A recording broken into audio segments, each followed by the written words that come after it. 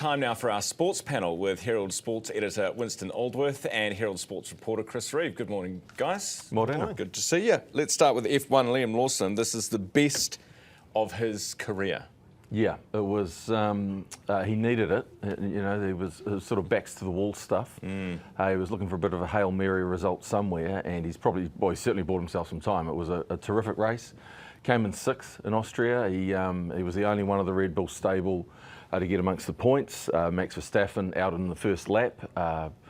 Probably a bit lucky, Liam, surviving the pile-up that took out Max. But the drivers he gets compared to, Yuki Tsunoda and Isaac Hadjar, didn't have a great day.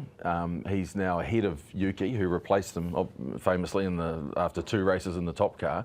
He's now ahead of him on the points table, which is quite something. Although possibly if he was still in that Red Bull car, he might not be. Almost certainly wouldn't be ahead of him given the struggles he had. So yeah, great race. He held off Fernando Alonso, two-time world champion, for most of it, and he got better all weekend. I think also the Red Bull management probably saw the confidence that they liked about him from day one. Yeah, which we haven't seen. Kind of disappeared. They beat it out of him by giving him two races in that car and then taking it off him. And so if he can push on with that, seize that and push on, then yeah. I mean, you hope that this is the start of a turnaround, sort of, in confidence-wise, but also, you know, potentially, and this is just looking at a long game, given the pressure that he's been under, and if he can come back and perform after all of that, that potentially makes him a better racer in the long run. Yeah, well, apparently the reason they liked him was between his ears, he reminded them of Max Verstappen. They like what they see in him because it's what they see in Max. So, yeah, all the material's there, and they've got a break coming up in August. They get 3 weeks off, and if he had continued with a trough of bad results going into that, then the rumours would be circulating that he might be on the way out. But, you know, if he gets a couple more solid runs before that break, he's not unsackable, but he's in a much better position than he was. Yeah, nice.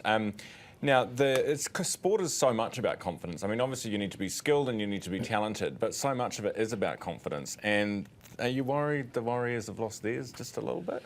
I don't think so. I think last weekend it was a tough game against the Broncos. Penalties didn't really help the Warriors there, but they defended really well. Like, Broncos should have been up by probably more than they were at halftime. And then for the Warriors to lose Luke Metcalf to injury, Charles Nickel-Klokstad to injury, things just weren't going their way. They got a bye this week. They'll assess where things are at, and they got a relatively friendly run coming up. I mean, as friendly as you can say in the NRL, but I think they'll sort of regather this week and kick on with the job. They're still in the top 4, so still flying. Holding on, well, we'll hold on to that for as long as we can. Exactly. So it's the Tigers, isn't it? There's a bye, and then is it the Tigers after that, which we should win? Careful, careful. In theory, we should win. But I mean, this is the thing you worry about, isn't it? When you see headlines about 2 in a row loss for the Warriors, you start to go, oh God. Yeah, if the season goes south, that's probably the moment when Metcalf went down and they conceded a try off of pretty much that set right there. That'll, I think we'll look back at that moment where it all, But they've dug deep this year. They've had other troubles and they've dug deep. So. UFC, Chris, we were talking about this on last week, but big day for UFC yesterday, and Kai Kara-France was fighting for the world flyweight title, came up short. What happened? What went wrong? He got submitted in the 3rd round.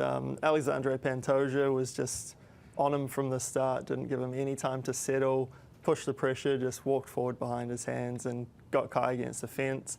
He was able to get Kai to the ground really early in the fight, which probably dented Kai's confidence. From that point, he was a little bit more hesitant to throw in the exchanges on the feet. And yeah, Alexandre Pantoja just showed how good he is, why he's a world champion, and how much better he's gotten since those two last fought.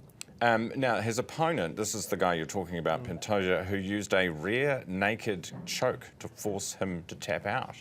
He'll demonstrate. I think I've probably had a demonstration in one of these prior.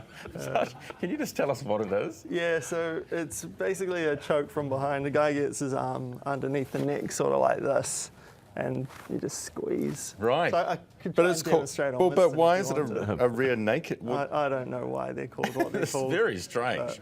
I was like, someone's either punking me in the notes. No. This is a real thing.